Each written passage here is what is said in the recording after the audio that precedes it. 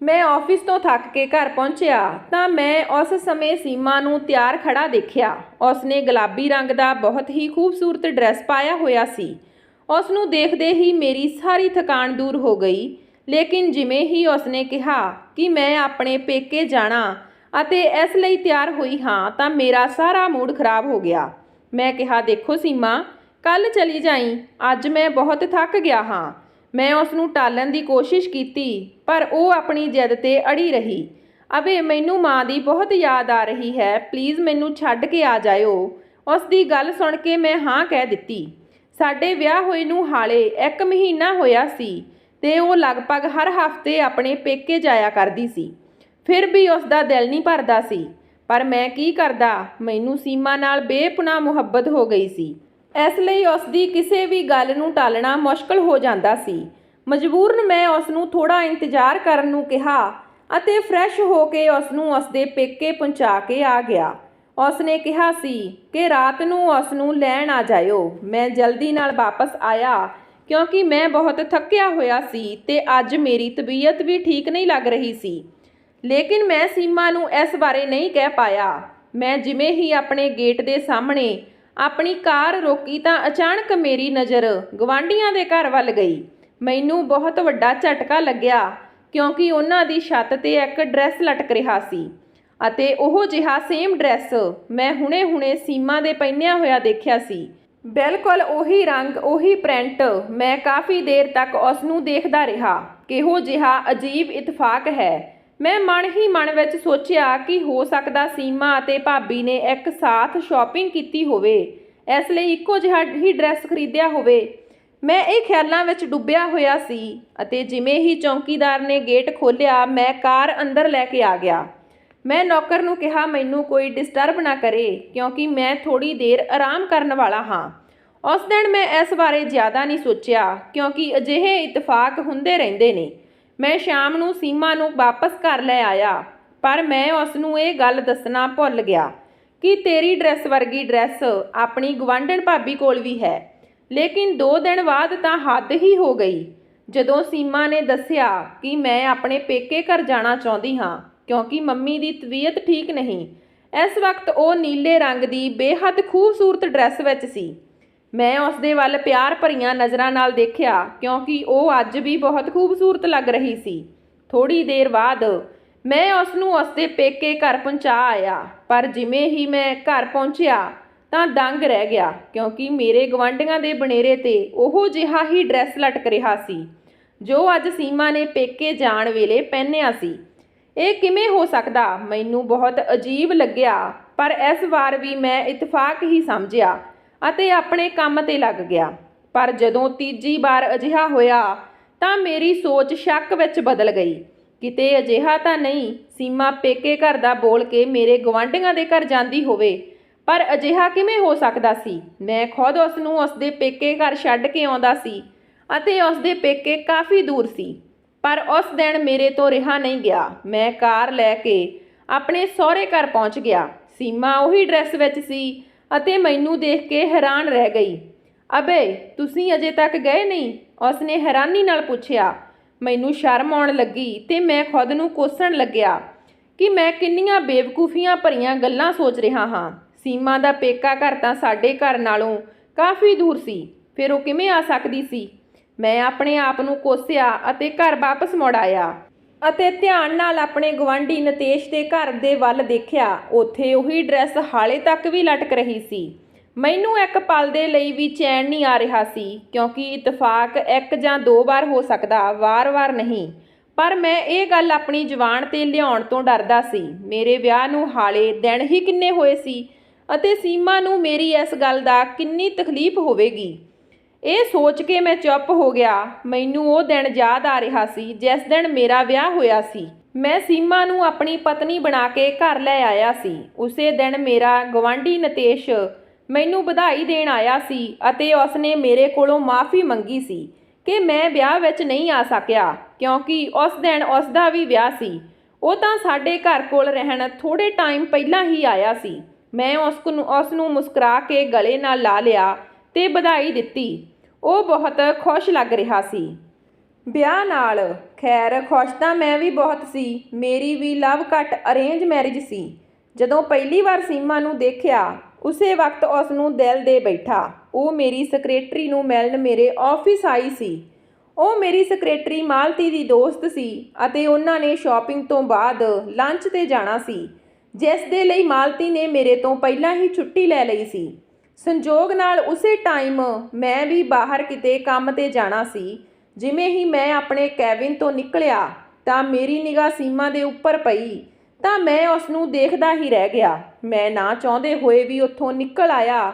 ਜਿਵੇਂ ਹੀ ਮੈਂ ਪਿੱਛੇ ਮੁੜ ਕੇ ਦੇਖਿਆ ਤਾਂ ਉਹ ਦੋਨੋਂ ਮੇਰੇ ਪਿੱਛੇ ਗੱਲਾਂ ਕਰਦੀਆਂ ਹੋਈਆਂ ਨਿਕਲੀਆਂ। ਮੈਂ ਮੌਕਾ ਦੇਖਦੇ ਹੋਏ ਮਾਲਤੀ ਨੂੰ ਕਿਹਾ ਕਿ ਜੇ ਤੁਸੀਂ ਚਾਹੋ ਤਾਂ ਮੈਂ ਤੁਹਾਨੂੰ ਲਿਫਟ ਦੇ ਸਕਦਾ ਹਾਂ, ਕਿਉਂਕਿ ਮੈਂ ਵੀ ਉੱਧਰ ਹੀ ਜਾਣਾ ਸੀ। ਪਰ ਮੈਂ ਝੂਠ ਬੋਲਿਆ, ਕਿਉਂਕਿ ਮੈਂ ਉੱਧਰ ਨਹੀਂ ਜਾਣਾ ਸੀ ਜਿੱਧਰ ਉਹਨਾਂ ਦਾ ਪ੍ਰੋਗਰਾਮ ਸੀ। ਪਰ ਦਿਲ ਦੇ ਹੱਥੋਂ ਮਜਬੂਰ ਹੋ ਕੇ ਮੈਂ ਉਹਨਾਂ ਨੂੰ ਕਹਿ ਬੈਠਾ। ਮੇਰੀ ਗੱਲ ਸੁਣ ਕੇ ਮਾਲਤੀ ਬਹੁਤ ਖੁਸ਼ ਹੋਈ ਤੇ ਸੀਮਾ ਦਾ ਹੱਥ ਫੜ ਕੇ ਗੱਡੀ ਵਿੱਚ ਬੈਠ ਗਈ। ਮੇਰਾ ਦਿਲ ਹਵਾਵਾਂ ਵਿੱਚ ਉੱਡਣ ਲੱਗਿਆ। ਮੈਂ ਉਸ ਦਿਨ ਫੈਸਲਾ ਕਰ ਲਿਆ ਸੀ ਕਿ ਮੈਂ ਆਪਣੀ ਜੀਵਨ ਸਾਥਣ ਸੀਮਾ ਨੂੰ ਹੀ ਬਣਾਵਾਂਗਾ। ਉਸ ਦੀ ਮੁਹੱਬਤ ਵਿੱਚ ਇਸ ਤਰ੍ਹਾਂ ਕੈਦ ਹੋ ਚੁੱਕਿਆ ਸੀ, ਮੇਰੇ ਤੋਂ ਸਬਰ ਨਹੀਂ ਹੋ ਰਿਹਾ ਸੀ। ਤਾਂ ਮੈਂ 2 ਦਿਨਾਂ ਬਾਅਦ ਹੀ ਮਾਲਤੀ ਨੂੰ ਸਭ ਕੁਝ ਦੱਸ ਦਿੱਤਾ। ਮਾਲਤੀ ਮੇਰੀ ਗੱਲ ਸੁਣ ਕੇ ਬਹੁਤ ਖੁਸ਼ ਹੋਈ ਤੇ ਉਸਨੇ ਦੱਸਿਆ ਕਿ ਸੀਮਾ ਲੋਅਰ ਮਿਡਲ ਕਲਾਸ ਫੈਮਿਲੀ ਨਾਲ ਤਾਲੁਕ ਰੱਖਦੀ ਆ ਅਤੇ ਜੌਬ ਕਰਕੇ ਆਪਣੇ ਬਾਪ ਅਤੇ ਛੋਟੇ ਭੈਣ ਭਰਾ ਦੀ ਦੇਖਭਾਲ ਕਰਦੀ ਆ। ਮੈਂ ਕਿਹਾ, ਮਾਲਤੀ, ਮੈਨੂੰ ਉਸਦੇ ਬੈਕਗ੍ਰਾਉਂਡ ਨਾਲ ਕੋਈ ਮਤਲਬ ਨਹੀਂ, ਮੈਨੂੰ ਬਸ ਉਹ ਪਸੰਦ ਆ। ਤੂੰ ਦੱਸ ਮੈਂ ਉਸਦੇ ਘਰ ਜਾ ਸਕਦਾ? ਉਸਨੇ ਮੈਨੂੰ ਜਲਦੀ ਹੀ ਦੱਸਣ ਦਾ ਵਾਅਦਾ ਕੀਤਾ। ਇਸ ਤਰ੍ਹਾਂ ਕੁਝ ਦਿਨਾਂ ਬਾਅਦ ਮੈਂ ਆਪਣੀ ਮਾਂ ਨੂੰ ਲੈ ਕੇ ਉਸਦੇ ਘਰ ਚਲਿਆ ਗਿਆ। ਪਹਿਲੀ ਮੁਲਾਕਾਤ ਵਿੱਚ ਹੀ ਉਹਨਾਂ ਨੇ ਰਿਸ਼ਤਾ ਮਨਜ਼ੂਰ ਕਰ ਲਿਆ। ਮੇਰੀ ਖੁਸ਼ੀ ਦਾ ਕੋਈ ਟਿਕਾਣਾ ਨਾ ਰਿਹਾ। ਮੇਰੀ ਮਾਂ ਵਿਆਹ ਦੀਆਂ ਤਿਆਰੀਆਂ ਵਿੱਚ ਲੱਗ ਗਈ, ਕਿਉਂਕਿ ਉਹ ਮੇਰੇ ਨਾਲ ਨਹੀਂ ਰਹਿੰਦੀ ਸੀ। ਉਸ ਦਾ ਆਪਣੇ ਘਰ ਦੇ ਸਿਵਾ ਕਿਤੇ ਦਿਲ ਨਹੀਂ ਲੱਗਦਾ ਸੀ, ਜਦਕਿ ਮੈਂ ਜੌਬ ਦੀ ਵਜ੍ਹਾ ਨਾਲ ਮੁੰਬਈ ਵਿੱਚ ਰਹਿੰਦਾ ਸੀ। ਇੱਥੇ ਮੈਂ ਬਹੁਤ ਵੱਡੀ ਕੰਪਨੀ ਵਿੱਚ ਇੱਕ ਵੱਡੀ ਪੋਸਟ 'ਤੇ ਰੱਖਿਆ ਗਿਆ ਸੀ। ਮੇਰਾ ਬੰਗਲਾ, ਗੱਡੀ, ਸਭ ਕੁਝ ਉਹਨਾਂ ਵੱਲੋਂ ਮੈਨੂੰ ਪੈਕੇਜ ਦੇ ਰੂਪ ਵਿੱਚ ਮਿਲਿਆ ਸੀ। ਜੇ ਦੇਸ਼ ਤੋਂ ਬਾਹਰ ਜਾਣਾ ਹੁੰਦਾ ਤਾਂ ਮੈਨੂੰ ਕੰਪਨੀ ਉਸ ਤੋਂ ਜ਼ਿਆਦਾ ਪੈਸੇ ਦਿੰਦੀ ਸੀ। ਮੈਂ ਆਪਣੀ ਨੌਕਰੀ ਅਤੇ ਲਾਈਫ ਸਟਾਈਲ ਤੋਂ ਬਹੁਤ ਸੰਤੁਸ਼ਟ ਸੀ। ਜਦੋਂ ਦੀ ਸੀਮਾ ਮੇਰੀ ਜ਼ਿੰਦਗੀ ਵਿੱਚ ਆਈ ਸੀ, ਕੋਈ ਕਮੀ ਨਹੀਂ ਸੀ। ਸੀਮਾ ਵੀ ਮੇਰਾ ਬਹੁਤ ਖਿਆਲ ਰੱਖਦੀ ਸੀ। ਪਰ ਜਦੋਂ ਦਾ ਉਹ ਡਰੈਸ ਵਾਲਾ ਸਿਲਸਿਲਾ ਸ਼ੁਰੂ ਹੋਇਆ ਸੀ ਤਾਂ ਮੇਰੀ ਰਾਤਾਂ ਦੀ ਨੀਂਦ ਹਰਾਮ ਹੋ ਗਈ ਸੀ। ਹੁਣ ਤਾਂ ਮੈਂ ਸੀਮਾ ਨਾਲ ਕੋਈ ਗੱਲ ਵੀ ਨਹੀਂ ਕਰ ਪਾਉਂਦਾ ਸੀ। ਉਹ ਜਦੋਂ ਦੀ ਆਪਣੇ ਪੇਕੇ ਘਰ ਜਾਣ ਨੂੰ ਕਹਿੰਦੀ ਤਾਂ ਮੈਨੂੰ ਬੜਾ ਗੁੱਸਾ ਆਉਂਦਾ। ਇੱਕ ਦਿਨ ਤਾਂ ਮੈਂ ਗੁੱਸੇ ਵਿੱਚ ਬੋਲ ਪਿਆ ਕਿ ਸਾਰਾ ਦਿਨ ਮਾਂ ਦੇ ਘਰ ਜਾਣ ਦਾ ਸੋਚਦੀ ਰਹਿੰਦੀ ਆ, ਕਦੇ ਇਹ ਵੀ ਸੋਚ ਲਿਆ ਕਰ ਕਿ ਮੈਨੂੰ ਕੀ ਚਾਹੀਦਾ। ਮੇਰੀ ਆਵਾਜ਼ ਉੱਚੀ ਹੋ ਗਈ, ਜਿਸ ਨੂੰ ਸੁਣ ਕੇ ਉਹ ਡਰ ਗਈ ਤੇ ਕਿਹਾ, ਕੀ ਹੋਇਆ ਆਵੇ, ਮੇਰੇ ਤੋਂ ਕੋਈ ਗਲਤੀ ਹੋਈ ਆ? ਉਹ ਅਚਾਨਕ ਰੋਣ ਲੱਗੀ। ਮੇਰਾ ਦਿਲ ਉਸ ਨੂੰ ਦੇਖ ਕੇ ਪਿਘਲ ਗਿਆ। ਮੈਂ ਉਸ ਤੋਂ ਇਸ ਰਵੱਈਏ ਲਈ ਮਾਫ਼ੀ ਮੰਗੀ ਅਤੇ ਕੁਝ ਹੀ ਦੇਰ ਬਾਅਦ ਉਸ ਨੂੰ ਪੇਕੇ ਛੱਡਣ ਚਲਾ ਗਿਆ। ਮੁੜਦੇ ਸਮੇਂ ਉਹਦੀ ਡਰੈਸ ਮੈਨੂੰ ਨਿਤੇਸ਼ ਦੇ ਘਰੇ ਲਟਕਦਾ ਹੋਇਆ ਦਿਖਾਈ ਦਿੱਤਾ। ਪਤਾ ਨਹੀਂ ਮੈਨੂੰ ਕੀ ਹੋ ਰਿਹਾ ਸੀ। ਹੁਣ ਤਾਂ ਸੀਮਾ ਵੀ ਮੇਰੇ ਨਾਲ ਨਾਰਾਜ਼ ਰਹਿਣ ਲੱਗੀ। ਮੈਂ ਸਾਰਾ ਦਿਨ ਚਿੜਚਿੜਾ ਰਹਿਣ ਲੱਗਿਆ। ਆਫਿਸ ਵਿੱਚ ਵੀ ਲੋਕ ਮੇਰੀਆਂ ਸ਼ਿਕਾਇਤਾਂ ਕਰਨ ਲੱਗੇ। ਜੇ ਇਹ ਨੌਕਰੀ ਚਲੀ ਜਾਂਦੀ ਤਾਂ ਮੈਂ ਕਿਸੇ ਪਾਸੇ ਦਾ ਨਹੀਂ ਰਹਿਣਾ ਸੀ। ਇਸ ਲਈ ਮੈਨੂੰ ਆਪਣੇ ਦਿਲ ਅਤੇ ਦਿਮਾਗ ਨੂੰ ਤਰੋ-ਤਾਜ਼ਾ ਕਰਨਾ ਪੈਂਦਾ ਸੀ। ਪਰ ਜਿਸ ਦੇ ਦਿਲ ਦਿਮਾਗ ਵਿੱਚ ਇੰਨਾ ਤੂਫਾਨ ਚੱਲਦਾ ਹੋਵੇ, ਉਹ ਭਲਾ ਠੀਕ ਕਿਵੇਂ ਰਹਿ ਸਕਦਾ? ਮਜਬੂਰਨ ਮੈਂ ਬਿਮਾਰੀ ਦਾ ਬਹਾਨਾ ਕਰਕੇ 2 ਹਫ਼ਤਿਆਂ ਦੀ ਛੁੱਟੀ ਲੈ ਲਈ। ਉਹਨਾਂ ਦਿਨਾਂ ਵਿੱਚ ਮੈਂ ਨੋਟਿਸ ਕੀਤਾ ਕਿ ਸੀਮਾ ਕੁਝ ਪਰੇਸ਼ਾਨ ਰਹਿੰਦੀ ਸੀ। ਕਦੇ-ਕਦੇ ਤਾਂ ਰਾਤ ਨੂੰ ਕਮਰੇ ਵਿੱਚੋਂ ਉੱਠ ਕੇ ਪਤਾ ਨਹੀਂ ਕਿੱਧਰ ਚਲੀ ਜਾਂਦੀ ਸੀ। ਮੈਂ ਪੂਰੇ ਘਰ ਵਿੱਚ ਲੱਭ ਕੇ ਜਦੋਂ ਆਪਣੇ ਕਮਰੇ ਵਿੱਚ ਵਾਪਸ ਆਉਂਦਾ ਤਾਂ ਉਹ ਬੈੱਡ 'ਤੇ ਬੈਠੀ ਹੁੰਦੀ। ਮੈਂ ਬੜਾ ਹੈਰਾਨ ਹੋ ਜਾਂਦਾ। ਬੜੀ ਹੀ ਉਖੜੀ ਰਹਿੰਦੀ। ਜਦੋਂ ਮੈਂ ਉਸ ਨੂੰ ਪੁੱਛਿਆ ਕਿ ਕੀ ਪਰੇਸ਼ਾਨੀ ਹੈ ਤੈਨੂੰ, ਤਾਂ ਮੈਨੂੰ ਕਹਿੰਦੀ, ਤੈਨੂੰ ਦਿਖਾਈ ਨਹੀਂ ਦਿੰਦਾ, ਮੈਂ ਤਾਂ ਸੌਂ ਰਹੀ ਹਾਂ, ਬਾਹਰ ਤੋਂ ਤਾਂ ਤੁਸੀਂ ਆਏ ਹੋ। ਇਸ ਗੱਲ 'ਤੇ ਮੈਂ ਚੁੱਪ ਹੋ ਗਿਆ ਤੇ ਕੋਈ ਜਵਾਬ ਨਹੀਂ ਦਿੱਤਾ। ਉਹ ਮੈਨੂੰ ਬੜੀ ਹੀ ਅਜੀਬ ਨਜ਼ਰਾਂ ਨਾਲ ਦੇਖਦੀ ਤੇ ਕਹਿੰਦੀ, ਕੀ ਹੋਇਆ ਬੇ, ਮੈਨੂੰ ਤੁਹਾਡੀ ਦਿਮਾਗੀ ਹਾਲਤ ਠੀਕ ਨਹੀਂ ਲੱਗਦੀ। ਉਸ ਨੂੰ ਇਸ ਤਰ੍ਹਾਂ ਕਹਿੰਦੇ ਦੇਖ ਕੇ ਮੈਂ ਆਪਣਾ ਸਿਰ ਫੜ ਲੈਂਦਾ। ਉਹ ਠੀਕ ਹੀ ਤਾਂ ਕਹਿ ਰਹੀ ਸੀ। ਮੈਂ ਅੱਜ ਕੱਲ੍ਹ ਪੁੱਠੀਆਂ ਸਿੱਧੀਆਂ ਗੱਲਾਂ ਕਰਨ ਲੱਗ ਗਿਆ ਸੀ। ਪਰ ਹੁਣ ਮੈਂ ਸੋਚ ਲਿਆ ਸੀ ਕਿ ਮੈਂ ਇਹ ਸਭ ਦਾ ਪਤਾ ਲਗਾ ਕੇ ਹੀ ਰਹਾਂਗਾ ਜੋ ਮੇਰੇ ਨਾਲ ਹੋ ਰਿਹਾ। ਅੱਜ ਜਿਵੇਂ ਹੀ ਮੈਂ ਸੀਮਾ ਨੂੰ ਉਸਦੇ ਪੇਕੇ ਛੱਡ ਕੇ ਵਾਪਸ ਆਇਆ ਤਾਂ ਦੇਖਿਆ ਕਿ ਰੋਜ਼ ਦੀ ਤਰ੍ਹਾਂ ਬੈਂਗਣੀ ਰੰਗ ਦਾ ਡਰੈਸ ਨਿਤੇਸ਼ ਦੇ ਘਰ ਦੀ ਛੱਤ ਤੇ ਲਟਕ ਰਿਹਾ ਸੀ। ਕੁਝ ਸੋਚ ਕੇ ਮੈਂ ਅੰਦਰ ਗਿਆ ਤੇ ਪੌੜੀਆਂ ਚੜ੍ਹ ਕੇ ਸਿੱਧਾ ਛੱਤ ਤੇ ਪਹੁੰਚ ਗਿਆ। ਮੇਰੀ ਅਤੇ ਨਿਤੇਸ਼ ਦੀ ਛੱਤ ਬਿਲਕੁਲ ਮਿਲੀ ਹੋਈ ਸੀ। ਉਸ ਦੀ ਛੱਤ ਤੇ ਤਾਰ ਉੱਪਰ ਕੱਪੜੇ ਟੰਗੇ ਹੋਏ ਸੀ। ਮੈਂ ਹੱਥ ਲਾ ਕੇ ਦੇਖਿਆ ਤਾਂ ਉਹ ਤਾਜ਼ਾ ਧੋਤੇ ਹੋਏ ਕੱਪੜੇ ਸੀ। ਮੈਂ ਕਮੀਜ਼ ਦੇ ਵਿਚਲੇ ਹਿੱਸੇ ਨੂੰ ਪਾੜ ਦਿੱਤਾ। ਉਹ ਕਮੀਜ਼ ਪਾੜ ਕੇ ਜਿਵੇਂ ਉੱਪਰ ਗਿਆ ਸੀ ਉਵੇਂ ਹੀ ਹੇਠਾਂ ਆ ਗਿਆ ਤੇ ਸਹੁਰੇ ਘਰ ਗੱਡੀ ਲੈ ਕੇ ਪਹੁੰਚ ਗਿਆ, ਕਿਉਂਕਿ ਅੱਜ ਮੈਨੂੰ ਦੁੱਧ ਦਾ ਦੁੱਧ ਤੇ ਪਾਣੀ ਦਾ ਪਾਣੀ ਕਰਨਾ ਸੀ। ਮੈਂ ਤੇਜ਼ ਰਫ਼ਤਾਰ ਨਾਲ ਗੱਡੀ ਚਲਾਈ ਤੇ ਜਿਵੇਂ ਹੀ ਮੈਂ ਸੀਮਾ ਦੇ ਘਰੇ ਪਹੁੰਚਿਆ ਤਾਂ ਸੀਮਾ ਮੈਨੂੰ ਦੇਖ ਕੇ ਹੈਰਾਨ ਹੋ ਗਈ, ਕਿਉਂਕਿ ਇਸ ਤਰ੍ਹਾਂ ਮੈਂ ਕਈ ਵਾਰ ਕੀਤਾ ਸੀ ਤੇ ਵਾਪਸ ਆ ਜਾਂਦਾ ਸੀ। ਪਰ ਸੀਮਾ ਨੂੰ ਦੇਖ ਕੇ ਮੇਰੇ ਪੈਰਾਂ ਹੇਠੋਂ ਜ਼ਮੀਨ ਨਿਕਲ ਗਈ, ਕਿਉਂਕਿ ਉਸ ਦਾ ਕਮੀਜ਼ ਵਿੱਚੋਂ ਫਟਿਆ ਹੋਇਆ ਸੀ, ਬਿਲਕੁਲ ਉਵੇਂ ਹੀ ਜਿਵੇਂ ਮੈਂ ਪਾੜਿਆ ਸੀ। ਇਹ ਸਭ ਦੇਖ ਕੇ ਮੈਨੂੰ ਗੁੱਸਾ ਆਇਆ ਸੀ। ਮੈਂ ਆਪਣਾ ਹੋਸ਼ ਹਵਾਸ਼ ਖੋ ਬੈਠਾ। ਬਿਨਾਂ ਸੋਚੇ ਸਮਝੇ ਸੀਮਾ ਨੂੰ ਗਲ ਤੇ ਜ਼ੋਰਦਾਰ ਥੱਪੜ ਮਾਰ ਦਿੱਤਾ। ਉਹ ਚਕਰਾ ਕੇ ਡਿੱਗ ਗਈ ਤੇ ਉੱਚੀ ਉੱਚੀ ਸਭ ਨੂੰ ਬੁਲਾਉਣ ਲੱਗੀ। ਉਸ ਦੇ ਰੌਲਾ ਪਾਉਣ ਨਾਲ ਸਭ ਇਕੱਠੇ ਹੋ ਗਏ ਤੇ ਮੈਨੂੰ ਕੁਝ ਦਿਖਾਈ ਨਹੀਂ ਦੇ ਰਿਹਾ ਸੀ। ਮੈਂ ਉਸ ਦਾ ਹੱਥ ਫੜ ਕੇ ਖਿੱਚ ਲਿਆ ਤੇ ਕਿਹਾ, ਚੱਲ ਮੇਰੇ ਨਾਲ। ਉਸ ਦੇ ਘਰ ਦੇ ਰੌਲਾ ਪਾਉਣ ਲੱਗੇ ਕਿ ਕੀ ਹੋ ਗਿਆ। ਮੇਰੇ ਸੱਸ ਸਹੁਰਾ ਹੈਰਾਨ ਪਰੇਸ਼ਾਨੀ ਵਿੱਚ ਆ ਗਏ ਤੇ ਪੁੱਛਣ ਲੱਗੇ। ਮੇਰੀ ਤਾਂ ਸਾਹ ਫੁੱਲ ਰਹੀ ਸੀ। ਮੈਂ ਕਿਹਾ, ਤੁਸੀਂ ਇਹ ਸਭ ਆਪਣੀ ਬੇਟੀ ਤੋਂ ਕਿਉਂ ਨਹੀਂ ਪੁੱਛਦੇ? ਕਿਸ ਨੂੰ ਬੇਵਕੂਫ ਬਣਾ ਰਹੀ ਹੈ? ਉਹ ਕਹਿਣ ਲੱਗੇ, ਪਰ ਬੇਟਾ ਇਸ ਨੇ ਕੀਤਾ ਕੀ ਆ? ਮੈਂ ਕਿਹਾ, ਇਸ ਤੋਂ ਪੁੱਛੋ ਇਸ ਦੀ ਕਮੀਜ਼ ਕਿਵੇਂ ਫਟੀ। ਮੇਰੀਆਂ ਗੱਲਾਂ ਸੁਣ ਕੇ ਉਹ ਸਭ ਇੱਕ ਦੂਸਰੇ ਵੱਲ ਗੌਰ ਨਾਲ ਦੇਖ ਰਹੇ ਸੀ ਤੇ ਬੋਲੇ, ਇਸ ਦੀ ਕਮੀਜ਼ ਤਾਂ ਹੁਣੇ-ਹੁਣੇ ਗੇਟ ਦੇ ਅੰਦਰੋਂ ਆਉਂਦੇ ਹੋਏ ਦਰਵਾਜ਼ੇ ਦੇ ਕਿੱਲ ਵਿੱਚ ਫਸ ਕੇ ਪਾਟ ਗਈ। ਮੈਂ ਕਿਹਾ, ਇਹ ਨਹੀਂ ਹੋ ਸਕਦਾ। ਤੁਸੀਂ ਸਭ ਇਸ ਦੇ ਨਾਲ ਮਿਲੇ ਹੋਏ ਹੋ। ਇਸ ਦੇ ਝੂਠ ਵਿੱਚ ਤੁਸੀਂ ਇਸ ਦਾ ਸਾਥ ਦੇ ਰਹੇ ਹੋ। ਮੈਂ ਹੁਣ ਆਪਣੇ ਆਪੇ ਤੋਂ ਬਾਹਰ ਹੋ ਚੁੱਕਿਆ ਸੀ ਅਤੇ ਸੀਮਾ ਨੂੰ ਉੱਥੋਂ ਘਸੀਟਦਾ ਹੋਇਆ ਆਪਣੇ ਘਰ ਲੈ ਆਇਆ। ਸੀਮਾ ਪੂਰੇ ਰਸਤੇ ਰੋਂਦੇ ਆਈ, ਪਰ ਮੈਨੂੰ ਉਸ ਉੱਤੇ ਜਰਾ ਵੀ ਤਰਸ ਨਹੀਂ ਆ ਰਿਹਾ ਸੀ। ਘਰ ਪਹੁੰਚਦੇ ਹੀ ਮੈਂ ਉਸ ਨੂੰ ਵਾਲਾਂ ਤੋਂ ਫੜ ਕੇ ਕਿਹਾ, ਦੱਸ ਕੀ ਚੱਕਰ ਆ ਤੇਰਾ ਤੇ ਨਿਤੇਸ਼ ਦਾ? ਉਹ ਉੱਚੀ ਦੇਣੇ ਬੋਲੀ, ਕੀ ਕਹਿ ਰਹੇ ਹੋ ਅਵੇ? ਪਰ ਮੈਨੂੰ ਹੁਣ ਉਸ ਦੀ ਕੋਈ ਪਰਵਾਹ ਨਹੀਂ ਸੀ। ਮੇਰੀ ਗੱਲ ਸੁਣ ਕੇ ਉਸ ਦੇ ਚਿਹਰੇ ਦਾ ਰੰਗ ਉੱਡ ਗਿਆ ਸੀ। ਇਹ ਕੀ ਪਾਗਲਪਣਾ? ਤੁਸੀਂ ਮੇਰੇ ਬਾਰੇ ਇੰਨਾ ਗਲਤ ਕਿਵੇਂ ਸੋਚ ਸਕਦੇ ਹੋ?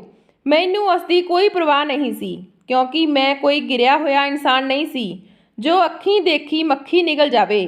ਲੇਕਿਨ ਉਹ ਲਗਾਤਾਰ ਇਨਕਾਰ ਕਰਦੀ ਜਾ ਰਹੀ ਸੀ। ਮੇਰਾ ਗੁੱਸੇ ਨਾਲ ਬੁਰਾ ਹਾਲ ਸੀ। ਮੈਂ ਉਸ ਨੂੰ ਕਿਹਾ, ਜੇ ਤੂੰ ਮੈਨੂੰ ਸੱਚ ਦੱਸ ਦੇਵੇਂਗੀ ਤਾਂ ਮੈਂ ਤੈਨੂੰ ਕੁਝ ਨਹੀਂ ਕਹਾਂਗਾ। ਕਦੇ ਮੈਂ ਅਚਾਨਕ ਦੇਖਿਆ ਕਿ ਸਾਡੇ ਘਰ ਪੁਲਿਸ ਆ ਗਈ। ਉਹਨਾਂ ਵਿੱਚ ਇੱਕ ਮਹਿਲਾ ਕਾਂਸਟੇਬਲ ਨੇ ਆਉਂਦੇ ਹੀ ਮੇਰੇ ਹੱਥਾਂ 'ਚੋਂ ਸੀਮਾ ਨੂੰ ਛੁਡਾਇਆ ਅਤੇ ਉਸ ਨੂੰ ਸੋਫੇ 'ਤੇ ਬਿਠਾਇਆ ਤੇ ਉਸ ਦਾ ਬਿਆਨ ਲੈਣ ਲੱਗੀ, ਜਦਕਿ ਮੈਨੂੰ ਹੱਥ ਕੜੀ ਪਹਿਨਾ ਦਿੱਤੀ ਗਈ। ਇਹ ਸਭ ਕੀ ਹੋ ਰਿਹਾ? ਮੈਂ ਉੱਚੀ ਦੇਣੇ ਬੋਲਿਆ। ਇਹ ਤਾਂ ਬੇਟਾ ਤੈਨੂੰ ਥਾਣੇ ਚੱਲ ਕੇ ਪਤਾ ਲੱਗ ਜਾਏਗਾ। ਉਹ ਪੁਲਿਸ ਇੰਸਪੈਕਟਰ ਹੱਸਦੇ ਹੋਏ ਕਹਿਣ ਲੱਗਿਆ। ਮੈਨੂੰ ਹੱਥ ਘੜੀ ਲਾ ਕੇ ਪੁਲਿਸ ਗੱਡੀ ਵਿੱਚ ਬਿਠਾ ਦਿੱਤਾ। ਜਾਂਦੇ ਵਕਤ ਮੇਰੇ ਕੰਨਾਂ ਵਿੱਚ ਸੀਮਾ ਦੀ ਆਵਾਜ਼ ਲਗਾਤਾਰ ਗੂੰਜ ਰਹੀ ਸੀ, ਮੇਰਾ ਪਤੀ ਪਾਗਲ ਹੈ। ਪਹਿਲੇ ਦਿਨ ਤੋਂ ਹੀ ਇਸ ਨੂੰ ਪਾਗਲਪਣ ਦੇ ਦੌਰੇ ਪੈਂਦੇ ਹਨ। ਸੀਮਾ ਪੁਲਿਸ ਨੂੰ ਦੱਸੀ ਜਾ ਰਹੀ ਸੀ ਤੇ ਮੈਨੂੰ ਆਪਣੇ ਕੰਨਾਂ 'ਤੇ ਯਕੀਨ ਨਹੀਂ ਆ ਰਿਹਾ ਸੀ। ਉਹ ਜਿਸ ਨੂੰ ਮੈਂ ਦਿਲ ਜਾਣ ਤੋਂ ਚਾਹਿਆ ਸੀ, ਉਹ ਕੀ ਕਹਿ ਰਹੀ ਸੀ। ਮੇਰੇ ਹਵਾਲਾਤ ਦਾ ਅੱਜ ਦੂਜਾ ਦਿਨ ਸੀ। ਸੀਮਾ ਨੇ ਮੇਰੀ ਖਬਰ ਤੱਕ ਨਹੀਂ ਲਈ। ਮੈਨੂੰ ਉਹ ਗੱਲਾਂ 'ਤੇ ਬਿਲਕੁਲ ਵੀ ਵਿਸ਼ਵਾਸ ਨਹੀਂ ਹੋ ਰਿਹਾ ਸੀ ਜੋ ਕੁਝ ਸੀਮਾ ਪੁਲਿਸ ਨੂੰ ਦੱਸ ਰਹੀ ਸੀ। ਮੈਂ ਇੱਕ ਦਿਮਾਗੀ ਮਰੀਜ਼ ਅਤੇ ਮੈਨੂੰ ਪਾਗਲਪਣ ਦੇ ਦੌਰੇ ਪੈਂਦੇ, ਫਿਰ ਮੈਂ ਉਸ ਦੇ ਉੱਤੇ ਜ਼ੁਲਮ ਕਰਦਾ, ਇਹ ਸਭ ਉਸ ਦਾ ਕਹਿਣਾ ਸੀ।